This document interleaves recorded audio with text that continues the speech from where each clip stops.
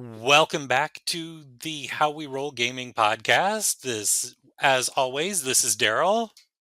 This is Nick. And here's Robert. Last time we talked about adding new people to an existing group. And as part of that conversation, there's the idea too of groups that start off with a complete crop of brand new players, a group of people who come together and say, we want to play an RPG. And so, how do you get a group like that off the ground? Well, we're approaching this from the perspective of a group that consists entirely, or at least mostly, you might have some veteran players in the mix, of brand new players.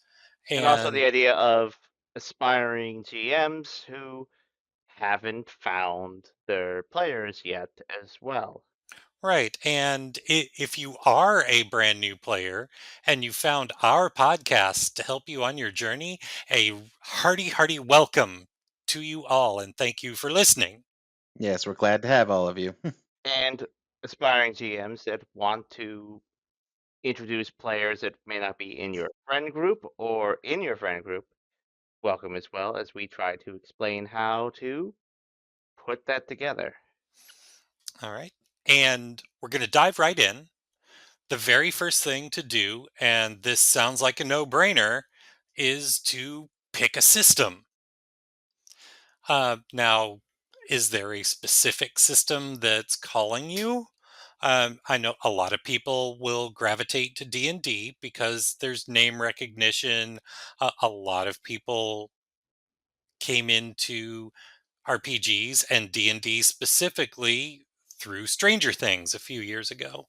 The kids would play D&D on Stranger Things, and people were like, "Hey, that looks like fun. I want to play it." And Uh, it is also just in the popular zeitgeist, even in groups that you wouldn't expect. And it's and those same groups that may figure out there's more than one system. I thought there was only one. It's all I hear about. right, and that's kind of the next point on this is instead of a specific game, are you looking more for a vibe? And there's almost certainly a game to fit the vibe that you're looking for. There are For any tons of vibe. RPGs out there. There's science fiction, there's horror, there's other fantasy RPGs. They range all ages. There's There's Goofy RPG, like yes, Havoc Brigade. Havoc Brigade or Everyone is John. Or Um, hardcore horror stuff like Call of Cthulhu, Alien. Warhammer 40K, Grim Dark. yeah, and they run the gamut of original settings to licensed IPs. We already mentioned Alien, Star Wars, Star Trek. Marvel, DC. Well, Walking Dead, yeah, Delta Green, Call of Cthulhu. technically, Call of Cthulhu isn't a licensed IP because it's in public domain, True. or a lot of it is in public domain. But yeah, it's building on an existing IP. It's building off of Lovecraft specifically. And part of that too, when you're looking at a vibe, are you looking for more for action or for story or a mix of it? There's lots of things that you can look for when you're looking for that vibe. Yeah, like we ask, are you a role player or a role player? Yes. Um, And to explain that more efficiently is like, are you looking to make characters that are like hitting hard, striking down like hobgoblin in a single thing, doing heavy damage to a dragon with a magic missile? Or are you okay with like spending a good couple hours talking with nobles and getting involved with like court intrigue? or do you want a mix of all of that? Do you want that series that has the intrigue and the character development and the long scenes of quote unquote talking heads, not the band? And along with that, you have the big fight scenes, the big action set pieces.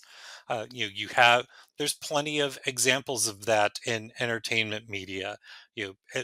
Game of Thrones is a great example. It's fantasy and it has magic and it has dragons and there's lots of scenes of people just talking and wheeling and dealing and backstabbing.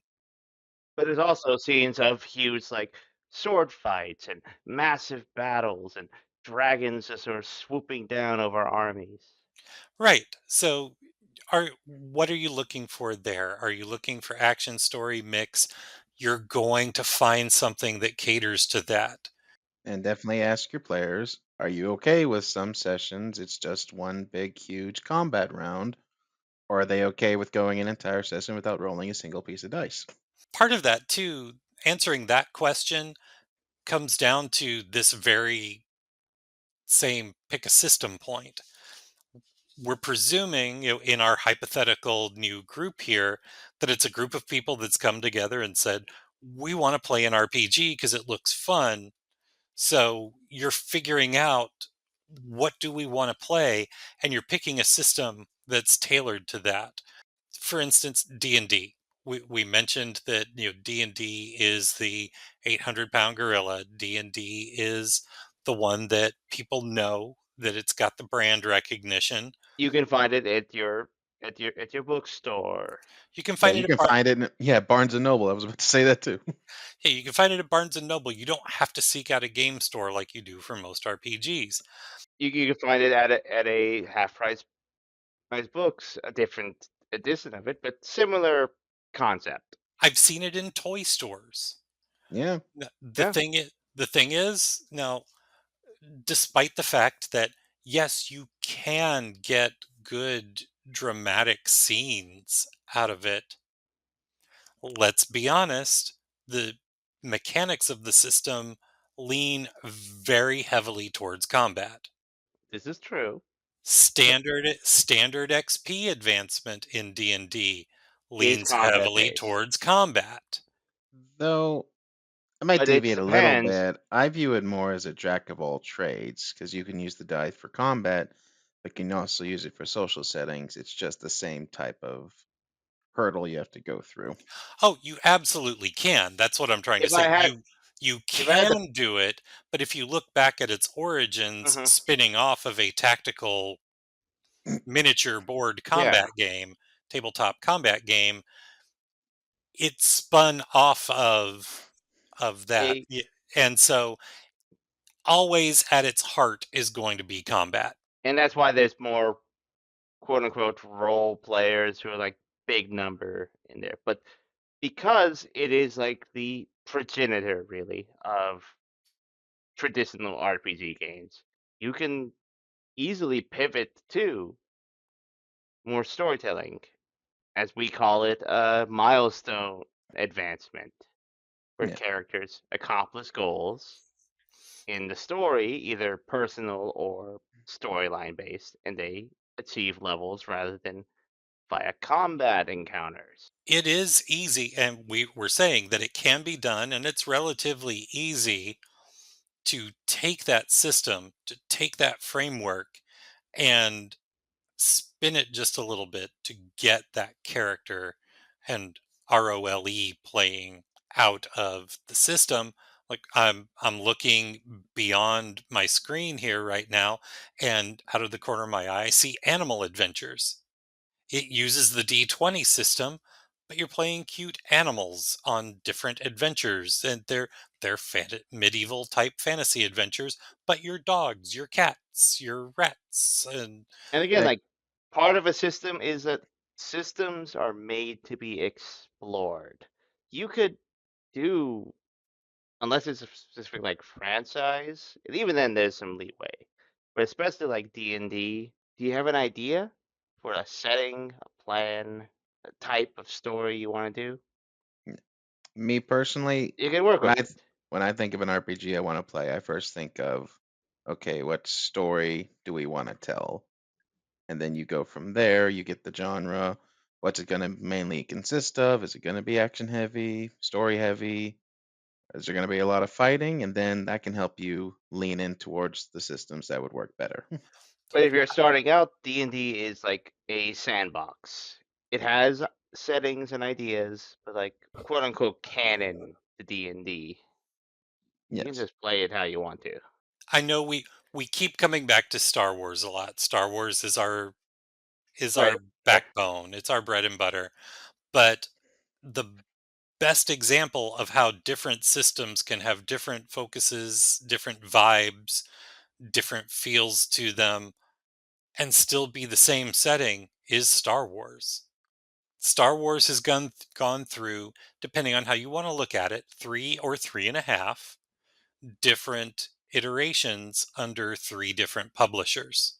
Yes. The original West End games with their D6 system, it was kind of sandboxy. It was very loose and easy with the dice, but also at that time that it was released in the late 80s, there were fewer RPG systems. And so all of them were one way or another emulating Dungeons and Dragons and how it worked. So you had lots of dice involved, even if they were all D6s. Then the license moved to Wizards of the Coast. They released a system using the then current D&D mechanics, which was version D20. right. They were using the D20 system, and it was very, very crunch and mechanics and combat focused. In fact, I bought the core rulebook and I was trying to convert my D6 character over, and just it couldn't be done. There was not a way to approximate what that character was. Then I tried to adapt that into Saga Edition, which is the 3.5 is of Star Wars. Right. Like trying to be like, okay, we're going to less crunchify it, but over specialize. Yeah, and I think that's a good point to point out as well with these systems. Some can interchange with each other, but like Daryl said, some of them are just not going to be compatible. So you got to factor that in as well. My hat is off, having listened to stories of voice actor Sam Witwer and his group that have been playing the same Star Wars campaign since high school and have transferred it from one system to another, starting with West End, and have transferred it from one system to another as the license has changed hands and Very Oh impressive. and the wow, system yeah, has that changed.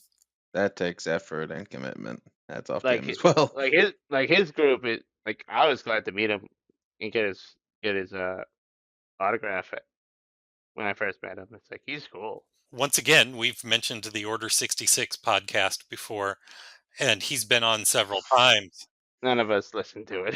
No one listens to the Order 66 Honestly, podcast. really, yeah. Yet listening to him talk about it, there was work involved in it, but they were able to successfully translate their characters from West End D6 to Wizards D20 to Wizards Saga and now to Fantasy Flight slash Edge. But yeah, I think I Wow. can put an end to our discussion of the Star Wars stuff so that we don't bore them again. Star Wars Fantasy Flight is a system that has three distinct groups: Force and Destiny, Age of Rebellion, and As of Empire, for different types, but they're all the same system. And episode one of our podcast was about that. So we expound upon that greatly in there. But the vibe of the Fantasy Flight Edge system is much more narrative and story focused. Yes, I can agree with that. And And it's even therefore, in a the name of the GM, system, it's the yeah, narrative dice system. Picking a system might become a little bit harder if you've just heard RPGs are fun and I want to play. And if that's the whole group, then you really have to pick your system. So you all sit down and talk, and it kind of goes into the next thing that I had written down for yep. this. And you want everyone on the same page as far as finding a system and a setting and finding it interesting goes. What are you all looking for? What is the play going to be about? Speaking of someone that tried looking for people for a long time. It took me a while to get this group going that we have now. It's a hard sell in RPG game if you don't know a group of people, like if you're doing like a group that you don't know of each other. Especially, and even with a friend group, it's going to be okay. You want one thing, but they may want another thing. This can't be one of those majority rules type of decisions. It's got to be somewhat unanimous, or you're going to leave someone out of it. True life story, the way a group like this can potentially come together is I'm a big comics nerd, a big George Perez fan, a new Teen Titans fan, If I all of had known that. that, I would have kicked you out. And no, you wouldn't. Joking, You would not You joking. have. would not. I'm joking. But in the mid 80s, there was a DC Heroes role playing game that was released. I bought it because the cover was New Teen Titans Heavy by George Perez. And I must have this because I love this man's art and I love this team that the introductory box, that the rule box is focused on. Gimme, gimme. And so I had it. I was looking through it. I continued buying every book that came out for it, but had no one to play it with. And I was talking about it to friends at school, and they said, that sounds fun. Let's play. So we decided, okay, yeah, we're going to play DC Heroes. And that branched out. We experimented with a few other systems, mostly Toon, which I need to see if I can track down a copy of Toon. I think it's out of print, but Honestly, that ties into like how I got my first group of friends in high school into it. It's like I had the books because I was originally in a homeschool group, and a guy taught me D&D, and then he left, and like I became the GM. But then I left homeschool to going to private school, and I had all this stuff, and I was like, I like this lore and this different stuff, and I told my friends about it. It's like, and it was like, well, when we next have like a friendly sleepover, we can like try it. Yeah, and the same for me. At and least and from and yeah. that Go ahead. started. It was like 6 o'clock at night when they all came over, and like I taught them the rules. Like they made their characters, and they're like, "Guys, can we go to sleep?" It's like, no, we're having more fun than we've ever had in our entire lives. we're having too much fun. Go away. And the end was like, guys, it's 6 a.m. and have we beat It, the what dragon yet? was it 6 a.m. and you must have been lonely? It's I'm 6 sorry, a.m. that's Is it? 3 a.m. Sorry. It's 6 a.m. Is the dragon still up? Yes, it's still up. You guys are like level 6. I've been giving you guys boots. If you're lucky, someone in your group may be the kind of person that Nick and I are, and that we might be trying to turn Robert into, but I'm not saying we are. I'm not saying we aren't. Who sees an interesting game at the game store and says, "Oh, this looks interesting. I don't know if I'll ever get it on the table, but I want this book." Yeah, that's been me before. That's I think basically that's what I uh, did with Legend of the Five Rings. I was like, okay, yeah, that's what I say. That's you are into that, and I am excited that you're into it because I want to. Because I'm like I'm your friend, and like I want to see what you do with that. I have knowledge of that lore, but like I want to explore that world a bit more. yeah, and it's just one of those. I've seen this. Pretty sure Nick and Daryl will never do one themselves, so let's do it. And like honestly, And it's I just don't see it as like how I would run a game, but I would like to play in that scenario and like see how it is. Like maybe it's not my vibe. I don't know yet. I'm I definitely gonna give it a shot. I played Yes. one or two games of it several versions ago with my old West End Star Wars group Yeah. and liked it well enough that when I found out Fantasy Flight slash Edge had the license, I started picking up books here and there. And you're right, Robert, that I would never run it because of, and that's making a perfect segue into our second big point. Yep. which is who's going to run this thing anyway? The which is reason like, I would never run a Legend of the Five Rings game is because I want to play it. Yes. and that is the death of like 90% of role playing groups. That's true. No, That's no, true. no, that's not No, no, the no. We 90%. know what the killer is, and We're that's Yeah, talking later. about the killer later, but yeah. there are a lot of new games that do fall by the wayside because, yes, everybody is gung ho about playing, but everybody is gung ho about playing. Nobody Exactly. wants to GM because they don't see that as playing. And Exactly. And again, like, like my story is the classic story.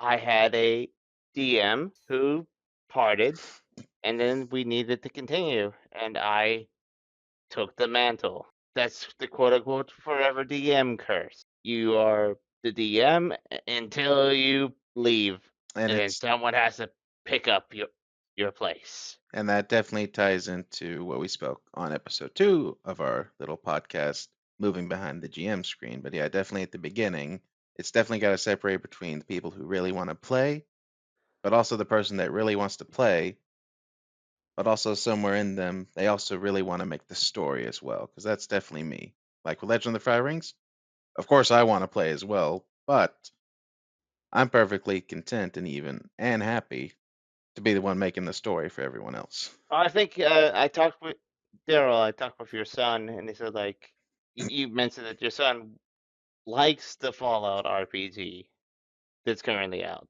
and has Yes. played it at like two games or He played a game at Gamer Nation Con. yeah, but he doesn't want to run a game, Right. even though he loves the. This is, I mean, he had fun with the game, but he doesn't want to be a GM. Yes, he's the one in the house that has the core rulebook, but he doesn't want to run it.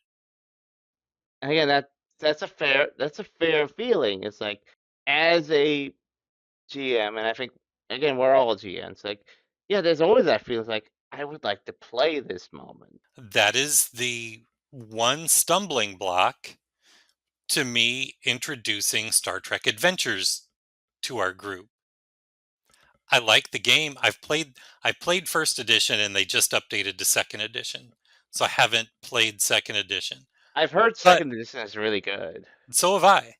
I won't mind running it for all of you if you're interested in playing it at all. I know that I'm probably the biggest Star Trek fan of the group. Yeah, yeah, But definitely. at the same time, I kind of want to play it, but I also won't mind running it because I do kind of have an idea for a campaign. All things equal, I will probably toss it out there at some point this year. They just released a copy of the second edition starter game. Yeah, and And so you made it about that. I saw that. I have the core rule book, but the starter game just came out within the last week or so. So I need to pick up a copy of the starter game and we will discuss those further on down the line. Yeah, that sounds good. But yeah, you definitely need to figure out who's going to be running the game. Now, one thing that might be agreeable to some members of the group is one person says, "Hey, I'm willing to start off as the GM, but I would like to hand off to someone else after a while because I want to play too." Or if multiple people in the group feel particularly comfortable with it and are willing to do so and want to step up, you might have rotating GM Yeah, duties. there are plenty of stories of groups. It's a sort of I've called them daisy chains, where it's like just one GM takes over some sessions and another one and another one. That same DC Heroes campaign that I started in high school. We started off, of course, with me as the GM because I had the books. One or two other players came forward and said, "You know what? I have no problem running the game. I want to run it because we were relative newbies to RPGs, Yeah, and I had that whole, well, I'll run it because I'm really the only one who can, but I want to play. So we had a GMPC who, when the other, Daryl. he was not God mode. It, Okay. in fact, he had the biggest glass jaw of the entire team. Okay. Okay. You're He saved. he got knocked out really quickly, every to the point that I started getting frustrated that he was knocked out so quickly. And when I had enough Oh, he points, got wharfed. He got wharfed. so when I had enough points to buy a new power, I bought him a healing factor Fair enough. Yeah. Fair enough. because he was a light based character. He didn't really have much Oh, in the way of strength. He generated light. He could fire energy blasts that were quote unquote focused light. He generated a glow, all of that, and in a twist on using the light based powers, he could use that to turn invisible. Okay. Now you just have me thinking of Doctor Light. yeah, yeah. That's kind of Doctor Light. Yeah, you're just making me But think of him now. we're not going to talk about what Doctor Light Well, is more about. Dr. Light was kind of a joke in New Teen Titans at the time, and so he had hardly any game at all. So Yeah. my character Spotlight had more to him, but since he didn't have much in the way of physicality, one hit would knock him out. Yeah, that's good that you were willing that someone was Yeah. willing to like trade with you, and it Yeah, can be an interesting concept because now it's something that's popped in my head is like, okay, you make this story, but how a rotating GM could work and even be even more fun is that one GM makes a story, starts it out for that session, doesn't plan anything, hands it off to the next person who builds on that story in their own way, and Oh, then it like just creates a round robin giant style. campaign. Yep. But like challenge accepted. We're gonna do this sometime. probably at some point. But like currently, both me and Daryl and Robert we're running co-GM campaigns. Two heads Yeah, are better than one. One was because we had a larger player base, but larger player character pool, and the other one was like we came up with the story together. And we just didn't feel good, one of us running it and the other one playing it once we knew the entire synopsis of the story. and that's totally fair. That's totally fair. There's no rules on how to be a GM except for one rule. Don't be a dick. Basically, yes. And Yes. then the round robin thing, we three are not doing it explicitly, but we're kind of doing a version of it with our Delta Green, since Daryl and I are flip flopping one shots, and you have to work it into your campaign, Nick. Yeah, I that's think kind of been you're round robbing with each other. I have the overview. I have to work with what you guys do. I think we need to go full DC challenge here. Hmm. Nick gets that reference, Robert probably doesn't. Absolutely Mm-hmm. not. So, in 85, as part of DC Comics' 50th anniversary celebration, in addition to the grand continuity changing Crisis on Infinite Earths, they also released a 12-part miniseries called DC Challenge. Yep. It had 11 writer artist teams. And the rules of DC Challenge were the writer of, say, issue 1 would establish some characters and some plot lines and would end the issue on a cliffhanger that the writer artist team of issue 2 had to pick up. And now they Yeah. could resolve some of the other storylines and introduce their own, and Oh, then they can resolve it like just like immediately solve the cliffhanger in like one panel and be like, okay, here's my story now. yeah, but then they were required to end on a cliffhanger that the next team had to pick up, and so on and so on and so on. And then we could skip this part. They got to issue 12, the big double-sized conclusion, and all of the 11 writer artist teams came together for a jam issue that tied everything up that was still floating around. Oh, it's kind of awesome. You have my attention. It's kind of what we're kind of working with it, but like outside of context, it makes no sense now. But yes, But as you said, Gerald, maybe in the future, challenge accepted. yes, because that I feel we can work with that.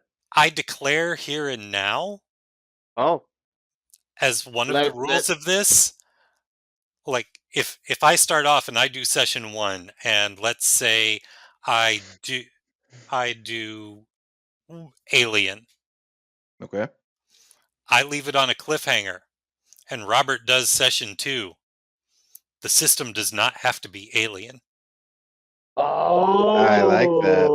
I Oh, oh, he's You getting wild here. you could then jump into D&D or Delta another Green. Delta Green, Or Star Stargate. Wars. Heck. Yeah, or I'm dropping the gauntlet. Actually, I might start off with Paranoia. Oh, Yeah, that'd be the best because one, I'm not familiar with that system, so I wouldn't be able to do it anyway. oh, Oh, we could, Paranoia is fun. You'll have fun when we play it. I'm planning on doing a one shot here or there during the year. Or But let's heck, yeah, put a pin. or Let's heck, you put a could go pin. from aliens to everyone as John. Let's put a pin on this because I actually think we should have like a fun discussion in the future, like for like a yes, for the whole group as like a whole month long event. yes, that could be quite fun. Anyone We else in the group who wants to GM a session Go they'll do it. have one session. can join in on it. And yeah, this is going to be fun. But we are getting off topic. Yeah, off topic. But as we just showed, a little microcosm of how rotating GMs can work and just how it gets And your group excited. how inspiration can come from anywhere. Pretty much. Yes, you do need to figure out who's going to run the game, and who knows, there might be someone in the group who really wants to run it. It could be that person who came to the rest of their friends and said, hey, let's play insert system here. I think you would really like it, Or which it could is just be like they like, oh, I was listening to this YouTuber and it's like they talked about like this game, this role playing game stuff. It's like maybe we can try that. exactly. Or I bought this book on a whim, read through it. I really And like it. that is Let's run something it. that Dave want to mention that as a disclaimer, the hobby of role playing games is not cheap. I have seen some RPG aficionados who would disagree with you. It all depends on, going back to the last point, what system you pick. Exactly. Havoc Brigade is not necessarily designed for a campaign, but it was $10 and that's everything. While at the same time, D&D books have gotten a little more expensive. D&D's But 50 bucks a pop.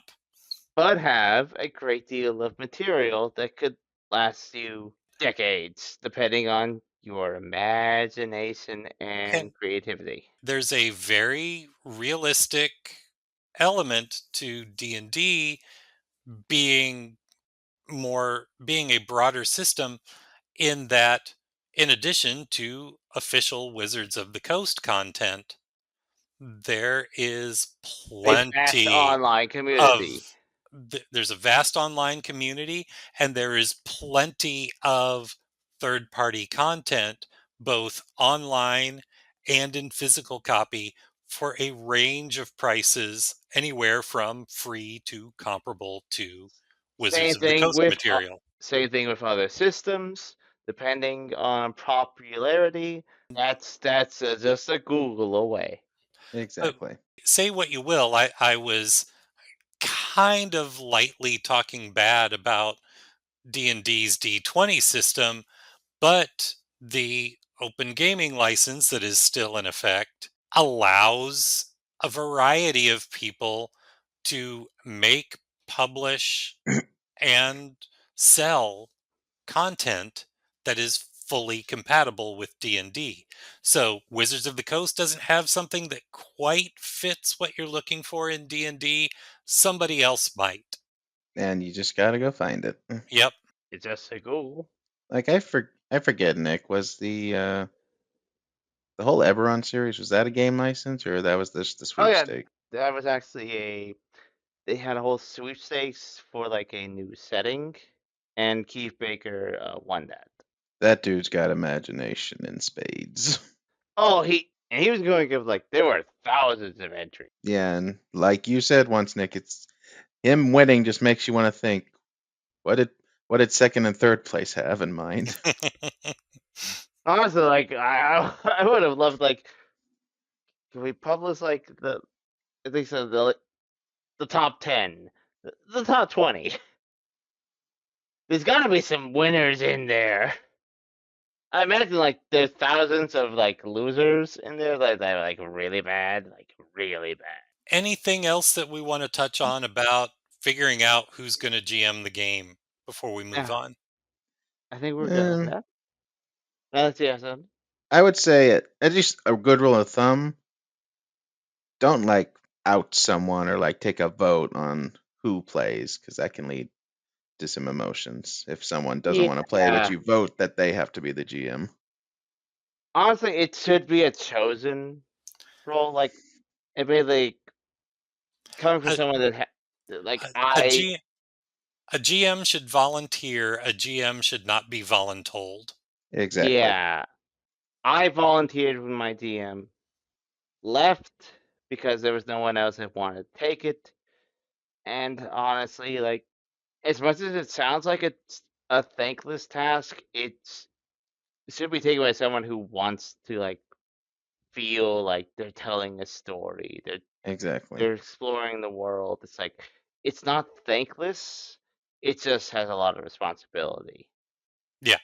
But your fulfillment comes from your players enjoying what you're showing them. And just a reminder, word for the wise to prospective GMs out there: even though you're crafting the framework of the story, RPGs are still a collaborative medium. The player It's the collaborative players storytelling. the players are not actors acting out a story that you have written every line to. You are providing them with a framework within which they will improvise. Mm-hmm. Exactly. And if you want a more deep dive into that, just go back to episode 2. Yeah, Yep. and we'll probably get into that even further in throughout this And later. podcast. Probably, yeah, definitely. And so that takes us then to our next big point, which is to familiarize yourself with the rules. Which is a lot of people would say like, wait, shouldn't that be rule part one? No. No. No, no, no, no, No, no. because, well, you can't familiarize yourself with the rules of a system that you haven't picked yet.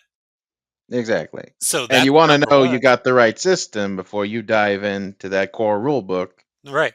Because that's also a investment of money and time. and time. You also want to know who's going to be playing and who's going to be running, because depending on the system, that might be a different book for you to look at. The classic being D&D has the player's guide and the GM's guide, or the DM's guide, sorry. Are split apart. Yes, so the DM or GM will read their appropriate book to learn how to craft the stories and adjudicate decisions and roles and so forth, Or have extra books like for puzzles, environments, monster manuals. while the players will have the player's handbook, where they see their options on how to make their characters, they see how they're going to play the game and interact with the world. And a lot more systems have, it's gotten kind of even these days. I know in the olden days, back when we rode dinosaurs to the bookstore to buy our RPGs, it wasn't the Hey, exact same. how's your Triceratops doing, Daryl? He's dead, thanks, Nick. Oh, I gave him a bone. Back in the earlier days of RPGs, it was very common that there would be a core box. D&D did it, Star Frontiers did it, DC Heroes did it. I believe TSR's Marvel Superheroes did it. Yeah, they did. And I had a and group with that. and that box included what is now today often split into a player's book and a GM's book. But it included those books in the box, and they weren't nearly as thick as they are, and most of them were paperback, staple bound, and that's fine. I, Yeah. that's what the industry was at the time. It was back in the day. You would get that. So for our DC Heroes game, I was able to pull the GM's book out, and I could hand the player's manual to the players. That's kind of some of After that after still exists now. after walking up back to school both ways in the snow. Uphill, yes. In the rain. And now you'll see one of two things in the industry these days. And most of the people listening probably know this, but for those new players that we're hoping are listening, what you'll see is you might see the D&D model where you have two separate books that are at an equivalent price point to everything else in the line, that one is geared towards GMs, one is geared towards players. Yep. The flip side of that is you'll have a system like Alien or Walking Dead or the various Star Wars lines where there is a single core rule book that has the For both mechanics listed sides. out, and it will have a section for GMs and a section for players. Yep. And generally speaking, those are a little higher cost than the other books in the line, but the idea is one book can get everyone started. Yeah, and then you usually get the supplemental books that basically do both. They'll just say the new player types and then how to add this into the existing story. Right. Or have to explicitly like, here's new player type stuff, new gear, new equipment, and then a book for the game master GM where it's like, here's new antagonist types, here's new like rules, Here's equipment, a new and setting. It's most important for the GM to familiarize themselves with the rules because they're going to be the ones leading they're the the arbiter. action. They're the arbiter. They're going to adjudicate any roles, any conflicts within the game, be it players versus NPCs or sometimes players versus players, PC Which versus is PC. it's a whole can of worms. The biggest hurdle that I see to new GMs, especially when it's a brand new player in a brand new group of players, is they're worried that they won't know enough to be able to run the game effectively for their players. You don't have to memorize the book backwards and forwards. Exactly. Honestly, that's the biggest. No matter how much you want to like enforce rules, there's no one enforcing rules on you. So there's no one going to like, especially if Rage you have new at the end. players, no one's going to like tap you and be like, you did that wrong. You did that Honestly, wrong, turn over the book, you're done. And if you do, that's called a rules lawyer, which is another type of bad player. are aren't Rules lawyers should be disbarred. or at least are they on the opposite side of the GM screen? They don't have a say unless you Yes. agree with them. So yeah, Then definitely you don't have to know the thing front and back. It's just a good mix of you know how it most of the normal stuff will work, but you are definitely going to have to sometimes pick up that book and say, okay, let me see how Yeah, that works. or let something There we go. slide because either you don't know it or everyone's really hyped about that. You guys know I like to abide by the rule of cool in my games. yep. So Yes. Well, and I do let some like some rules slide that probably would be like rule lawyered back in the, and that was cool. Let it happen. And like we three have always said we've done before, sometimes the core rule book or the system will have rules, and we're like, yeah, I don't want to do that rule, or that rule is dumb, like Daryl's famous scathing tirade rule. He doesn't like the core rulebook scathing Oh no, tirade. that's me and Daryl, and we workshopped that for a good couple of years, but like we finally came to the realization that yeah, it took us a while to get there. My big advice to a GM along the lines of this is the same thing that I tell new hires when we're teaching them to troubleshoot and work with customers over the phone. You're going to get a lot of information in training. In the GM's case, you're going to get a lot of information reading the rule book.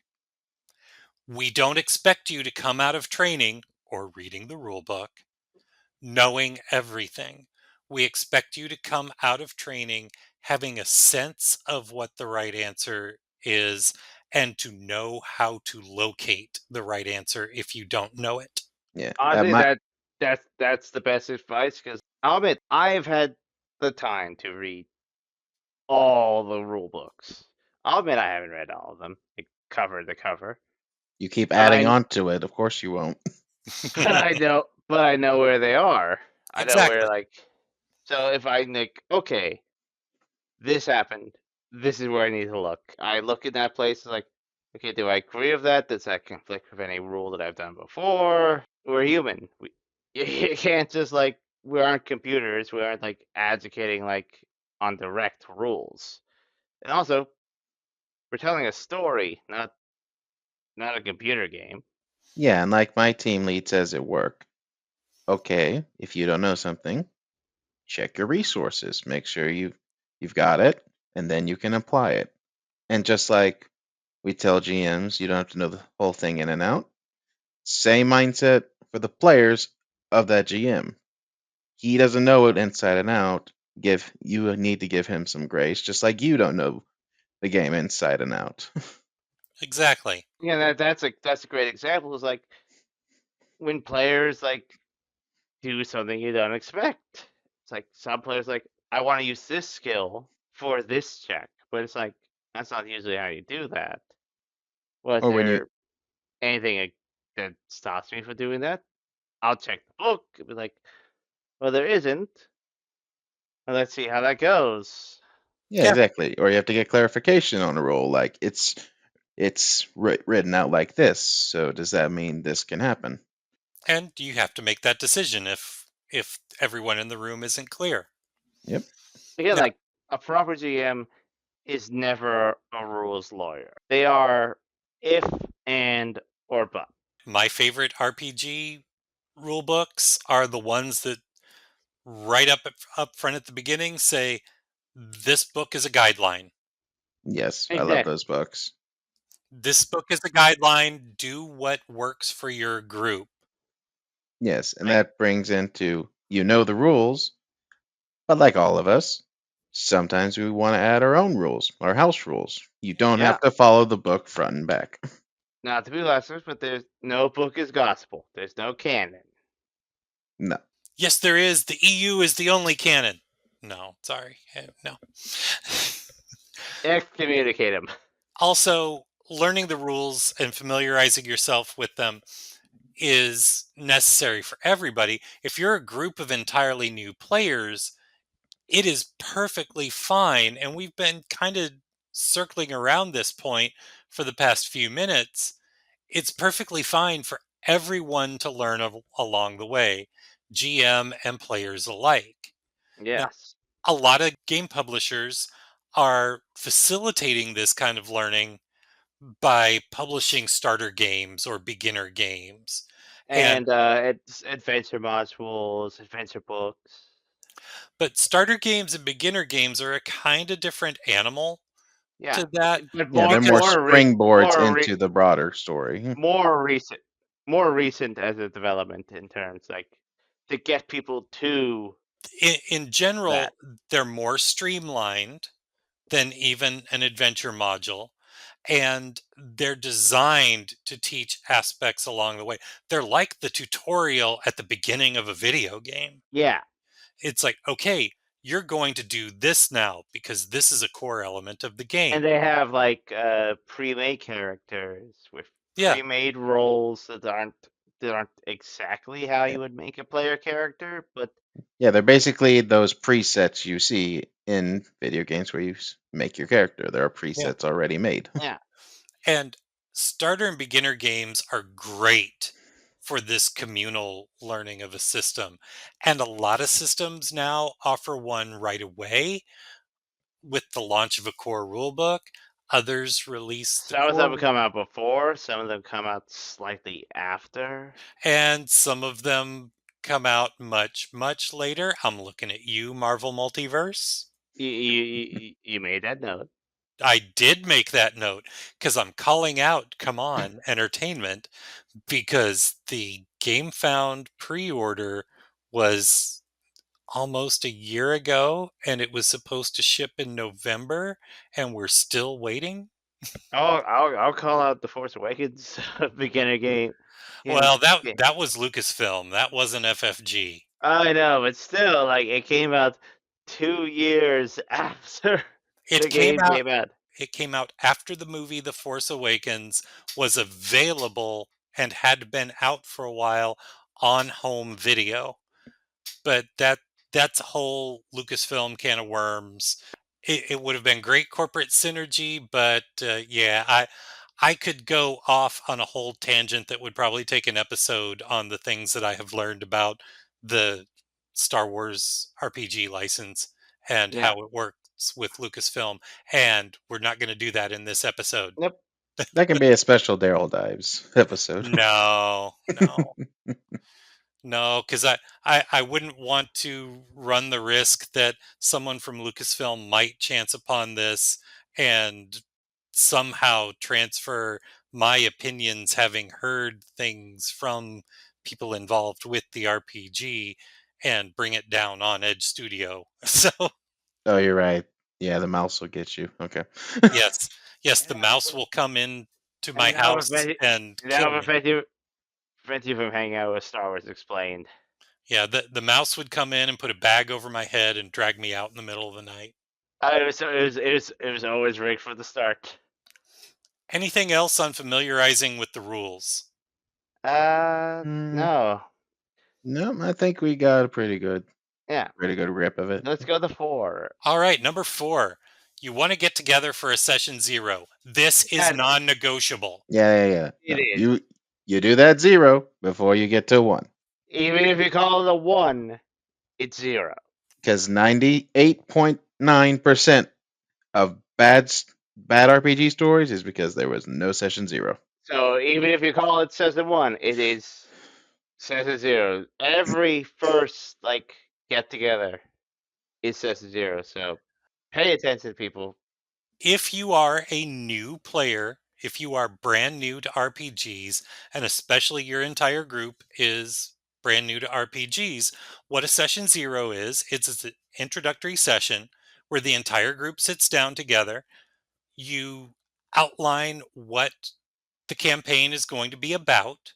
Or at least Here, the system. yeah, the game, the system. Here is the tone of the game. Here is the general, yeah, the back dust jacket of a novel Yeah, of what our you story is also going to yeah, and be. you also ask, okay, everyone, what do you want to see in the game? Yes. What and especially what don't you want to see in the game? We got your positives, your negatives. You want to know what to expect. Definitely set expectations both for the players and for the GM. And it's been years since I've used it, but it was a great tool. And if I can find the link to it, I'll put it in the notes for the episode. But I stumbled across years ago, there's an actual paper questionnaire Yeah. that had things like, what do you expect from the game? What don't you want to see in the game? On a scale of 1 to 10, how much do you want to deal with story? On a scale of 1 to 10, how focused are you on combat? That kind of thing. Again, Yeah. but in general, that should be And that is what you're something asking, what the you're group should feeling. bring up especially. Because if you don't Yeah, have that, then you don't even have the base of how the GM and the players can build the story. right. Yeah, And now, I personally recommend doing a session zero much sooner rather than later. Think about the general excitement in a kind of scenario that we've been talking yeah. about all along. You have a group of people, most of whom know one another, and they've decided, we want to play an Oh boy, RPG. let's do it. Let's do it. Let's do it. Let's do it. The longer you wait to actually hold this session zero, the more the enthusiasm has a chance to wane. I would say that I try to merge that I'm experienced. That's the difference. I try to make session zero a session 0.5. And I've picked that up from you, and I Exact and same as Robert here. has And as that, well. and I that's look something that I feel that works, but it's not a. Mostly that's because I have a consistent group of players. what I liken what we all do is we do spend probably about half of the time on traditional session zero things. But Yeah, then rather than, and we discussed this in the GM Yeah, episode, but rather than just saying. doing, Okay, we'll see you next time. okay, yeah, I'll schedule the first session sometime. Bye bye. You have kind of a prologue. and And again, I that works for us because we have a consistent group. On the fact that we're working off the idea that we are a brand new group, Yeah, the best way I would say it is take that, as much time of a session zero as you need to. and yeah, definitely, yeah, definitely schedule it because basically treat it like for all of us avid video game players. How many times has a game studio would say, okay, this is going to be our release date? It gets closer until they say, okay, we're going to bump it 6 months later. Yeah. How many times has your enthusiasm just gone from here to, to it's ground like, level. basically, it's like, oh, okay. Before a session zero, if you haven't had experience with players, have session one already have like 2 or 3 dates already to propose to them and Well, choose that at the end we're, of it. we're talking about that later. The Yeah. Stop killer is skipping ahead. later, Nick. Mm-hmm. Don't go into the woods yet. Don't go into the dark house alone. Go Wait, wait, behind the shed of chainsaws later. Hey, but Nick, for what's your favorite scary movie? Halloween. Now, if you're going to all learn together and kick off with a starter game before launching the campaign, that's a great time to learn everybody's expectations for an RPG and what everybody and if everybody's going to be a good fit for the group or not. You might all be great friends. You hang out together, you get along great, and you sit down around a game table and you find out that there's 6 people at the table, including the GM. 5 of you are going to have a lighthearted adventure in the vein of the Dungeons and Dragons Honor Among Thieves movie, and player number 6 is a murder hobo. Or you have all these Oh happy-go-lucky people, no! and then you have Sylvester in the dark corner, in blackened garb, downcast face, murder in his eyes. Yes. Or you have the clown who likes to backflip into areas and oh wow, there's some mushrooms I wish to take. I'm gonna eat those mushrooms. Oh no! Or Or maybe a character who sees a big bad evil guy who's a woman and like, my lady. Or campaign ends right there. there's a large button. Hmm. What would happen if I press it? Well, honestly, that's the GM's fault at that point. Did you hear that, Nick? He just called you out and he wasn't even there. That's not a player thing because everyone is going to want to push that button. That's a GM issue. You get that feel for if everybody is a fit for this game that you're going to be playing, and if everyone clicks as players, even if they click out of the game. And then when you kick off your actual campaign, you still want to have a dedicated session zero for it. You've played that starter game. Now you know a little better what you're going to expect from the system. You can adjust and set expectations for the campaign proper and But agree never on, assume completely, because people are people. well, and that's the rest of my sentence, Nick, which is you can agree on themes and content restrictions for the ongoing campaign. The yeses and the nos, the red lights and the green lights. So Or those yellows in between. yeah. Mm-hmm. So you get all of that ironed out then, so that the odds of running into a problem going forward are you lessen the likelihood of running into that problem going forward. And of course, once you set those restrictions, GM and players alike, follow them. Yes. Don't just say okay, but later down the line is like, but I want to do this, so I just will. Like you can course correct, especially if it's like I'm this paragon of truth and justice. It's like, and I'm going to steal from this. Like, would you do that? It's like, well, I would like to do that. Like, that would take consequences. We're going to talk about that course correction here in a little. Nick keeps reading ahead, Robert. Well, he's got the script. You gotta be like the government. You He, gotta Nick censor some of it. Nick is railroading this episode. Oh, Nick, we talked about this. Oh, railroading. Have I been metagaming? Yes, you have. So do we have anything else? We could probably and probably will devote an entire episode to planning and implementing a session 0.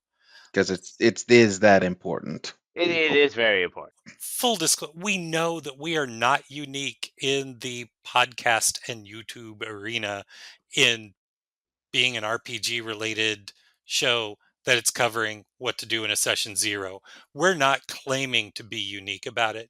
It is that important that that many outlets talk about it.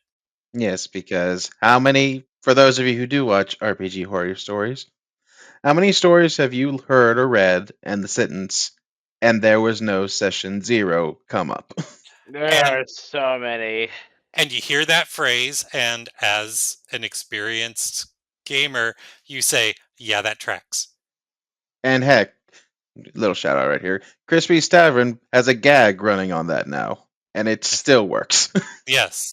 Even before that, back when it was like on horde forums of 4chan, there was like, it didn't have a session 0. So you think everyone would learn by now, but no, that's why everyone keeps repeating it. Yes. And that's why it's such a popular topic. Like, you gotta learn that, because it's not in the DM manual. And I'm going to throw this out on the table, and the two of you are welcome to say, nope, we need more time to plan for that, but we know what next episode is, but we're still flexible on the one after that, on episode 6. I say that it is our manifesto on session 0. I think I can make that work. I say we can work with that as well. But I would say this: it has 7 asterisks because there is no way to ever create a perfect session 0. No, there is not. And if you ever go in with that mindset, you're never going to get it. You'll get the opposite. And I would say, like, maybe every like year or 2 years we update it. Yep. Yep. There's a lot to do and there's a lot to learn from a session 0. You know what? Write it down somewhere. Our first episode of each calendar year will be session 0 updated. Writing it down right now on a note. So let it be written. So let it be done. That makes perfect sense to do it at the top of the year. I think that without going into our full episode that we'll have in about a month on session 0, we've covered everything that we can without falling down the rabbit hole of discussing session 0. So now let's get into the killer. The killer. Mm-hmm. Schedule. The biggest killer of any RPG campaign is scheduling. There is a reason that when the Honor Among Thieves movie came out, there were 2 jokes that ran all across social media building off of this same theme. The first was, the movie should stop in mid-scene and cut to the actors sitting around a table and getting up and saying, okay, now we need to figure out, when we're going to come back and finish this. And Oh, yeah, I the, saw that. the other was the theater should stop the movie right before Act 3, and everyone in that showing had to But coordinate a time honestly, to come back together and watch Act 3. You definitely need to schedule. Before you leave session 0, schedule session 1. Definitely. You want to know the exact date you are coming back. And before you leave session 1, schedule session 2, and so during on session and so zero, on. talk with everyone. Like, what's your weekly? Depending on Yeah, how close you are to them, monthly yeah, and schedule. that's the next point that I have down here in the notes. Make sure to take everyone's availability into account. Yes, because our group, we are lucky that we all live in the same area. And we There are those apparently have groups. no lives. I very much have a life. I'm just able to fit this in there. Now, No, now for those of you that have people in, I probably have no life. but for those of you who may have friends in other states or the dreaded other countries, Yep. this is mega important. I mean, there's always the potential for scheduling conflicts, but if there is a strong potential for recurring scheduling conflicts, you want to try to work them out. And if they can't be reconciled, if you're planning session 2 and a player comes to you and says, I can't make that day, talk to them, talk to the affected players, and There's a thing called conversation. Communication. make sure that they're okay with the rest of the group playing without them.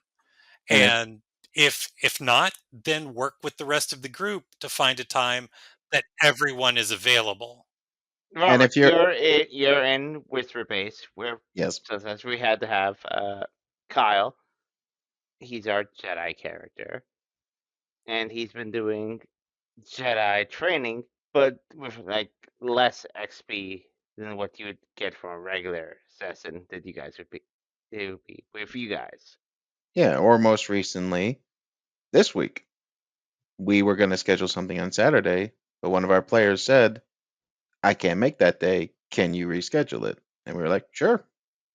Yeah, that worked perfectly for us. And this isn't just a GM thing. If you're a player and you know you can't make that date, either A, let your GM know that you're fine with missing that session, or reach out And and say, is there any way you can reschedule this? and Yeah. going back to Whisper Base, like sometimes Kyle can't make it, but I give him like a session, like okay, for half XP, we do like an hour long like remote session online. The major thing here is you don't want any of the players to feel like they're disposable. Or like the story is fine without them. Yeah. That some of them is impossible due to this the nature of time and people. Like Yeah. sometimes it's last minute, so like you can't have a good reason why someone's gone, which is what we use the quote unquote cardboard cutout excuse. Yes, or you have that one player that's good in the beginning, but then down the line they basically ghost the group. As we That know is with also true. No Show Michael. And people's schedules change. Yeah. When the campaign starts, they're set. Let's say you're playing every other Saturday. Their Saturdays could be free, but they get a new job I and mean they have to that work that fits in Saturdays. with Corin and Kyle. He's gonna be our Sunday base.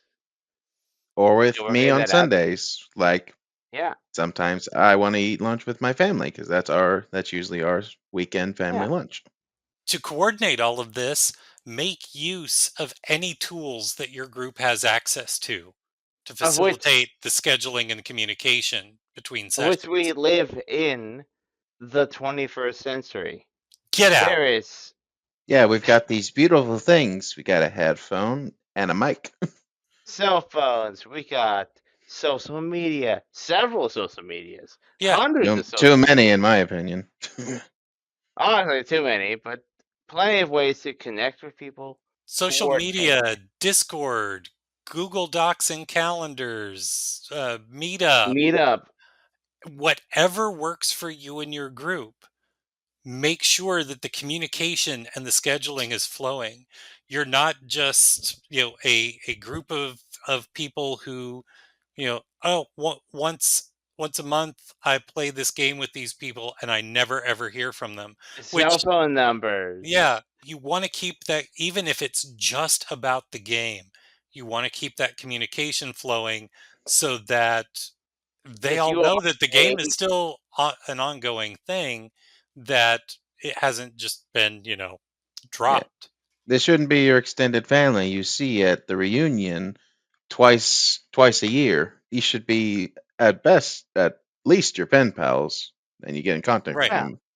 And it was just like one point of contact, but like someone else has a point of contact to you, the other point of contact. I do want to throw a disclaimer out here. Go off on little tangents and discuss our group and everything while we're talking and recording. Do not use our stories of our group as a template for scheduling. Yeah, definitely We do not. No, no, no. we're a large group, An, and an and we immensely large group. and some might say that we have some problems because we juggle roughly 12 campaigns at any given time. I'll admit that we do have some problems because there's some overlap and stuff like that. But we run about 10, 12 campaigns at any given time, plus occasional assorted one shots just because they sound fun. And we do this only playing on weekends. There's no weekday Yeah. night game Mhm. sessions. So some of our campaigns are out of necessity bi-monthly or things like So that. yeah, if you're a new group, definitely just start with one. Just start with one. Yeah, Pick one and play as frequently as you're able. You don't have to make this a weekly thing. It's great when it can be, but it doesn't have to be. Yeah, it could be bi-weekly, multi-weekly, twice a week. It could be anything. I appreciate that I have made a community that allows for all this, where I'm also a player in some of these multi games going on. Yep. So Daryl like and I got you. You thought you were going to be a forever GM. when I'm able to play, I'm also able to co-GM. It's like you can just have like a small group of like your friends or people that are Yeah, in your in your in your local town group, like your friend group. You go online. you take all of these elements that we've given you. You take the lessons from them, and then once you start playing, as the Steve Winwood song says, roll with it, baby. Yeah. Adjust to what everyone is enjoying, even if you have to make those adjustments on the fly. At the end of the day, it's having fun. Yeah, Yeah. exactly. And It's a lot of effort. It's a lot of work, yes, but the main thing is, are you having fun Yeah, with have your fun. friends? have fun. And as the GM adjusts to that, as the players adjust to what is vibing for everybody, it can be a case that the group might start out with a relatively serious, dramatic adventure campaign. A Game of Thrones kind of. Well, no, Game of Thrones was pretty serious, but your basic action adventure kind of thing. But for whatever reason, just because it happens spontaneously, the players lean into the action comedy genre like Honor Among Thieves. And everybody has fun. And Yes, and of course with a group of friends, even if it's serious, you're gonna crack jokes because you just want yeah, to have fun. and it's absolutely fine. I mean, And that's kind of the Nick, I point. I kind of feel bad for you because we were discussing this just last weekend. You've tried several times to launch a Star Wars campaign based loosely on the canceled mobile game Uprising, Star Wars Uprising. Oh, you're talking about that, yeah. This last time, it ran longer than it had any of the other attempts, and we were all having trouble kind of finding our footing and finding the player side hook to it. The storyline was great. Uprising has a good built-in hook, but we were kind of I, shallow as characters because we weren't finding what was making the characters run in this setting and until one I'll admit, day, yeah. one session, we sort of stumbled into basically being the Guardians of the Galaxy and having that same kind of tone where it's Wait, not a straight up comedy, but it's not a straight up drama action either. And it can lean into the wacky and it can lean into the serious.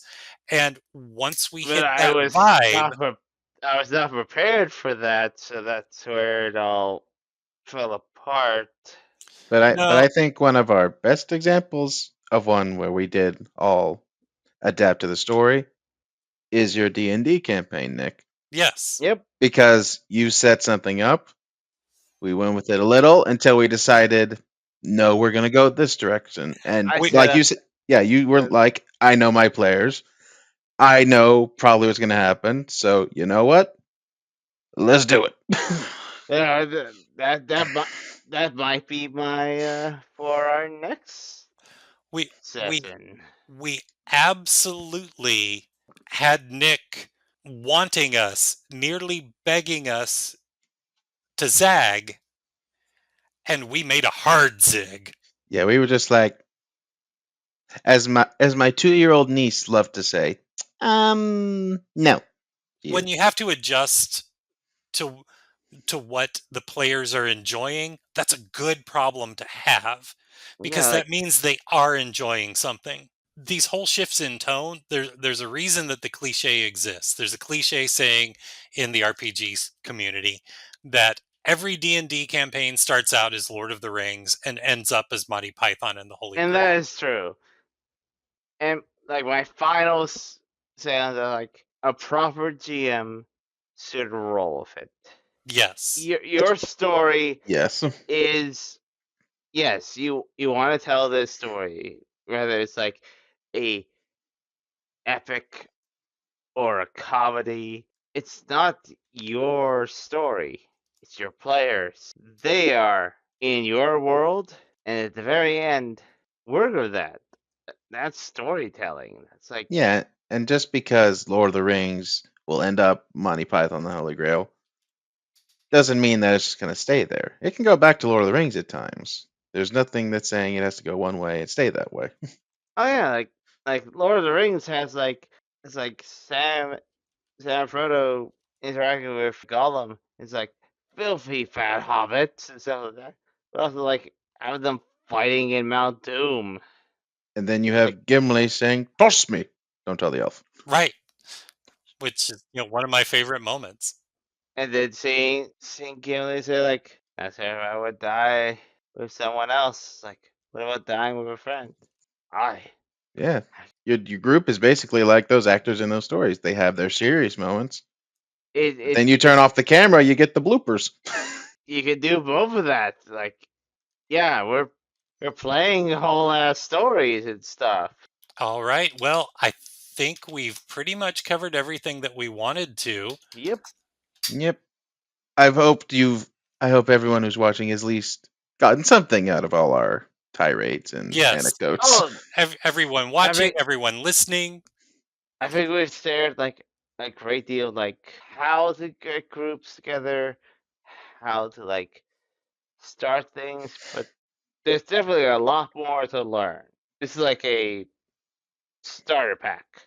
Yep. Yes. And it never ends. Right. That's actually true. Like if anyone says like you know everything, no, That's the start of a bad GM. Yes. The one And we that don't knows want that. everything. because they don't know everything. But what we are giving you is like the start of the path. But yeah, we hope that we have given you some useful information to start a group and pick a game and get a successful campaign rolling. Next time around, we're going to feature our first RPG Glory Stories episode I'm looking discussing forward to it. proud GM moments. And I'm looking forward to this one. Oh, I'm so looking forward to it. Same here. We just got to make sure we got our stories down. Exactly. Individual stories, like we Yes. don't want to overlap. In the meantime, between now and that next episode, check out our website at howwerollgaming.com. There you'll find links to all of our socials, you'll find information about our current campaigns, and you will find a link to our merch store to help us keep producing the podcast. Wear a How We Roll Gaming t-shirt or drink from a How We Roll Gaming water bottle Yeah. or pint glass. I'm looking through all of the options that we have, and just last week I added a sweatshirt because Stephanie saw the hoodie that I added and she's like, I want a regular sweatshirt on there. So, Oh, bam, and there's a sweatshirt. we got to add a shirt that says, "And this is why I drink." I'll have to GM see. specials. Yes. I approve it. Or rather, not this is why I drink. I'm why my GM drinks. Perfect. Yeah, that's Yeah, two separate T-shirts.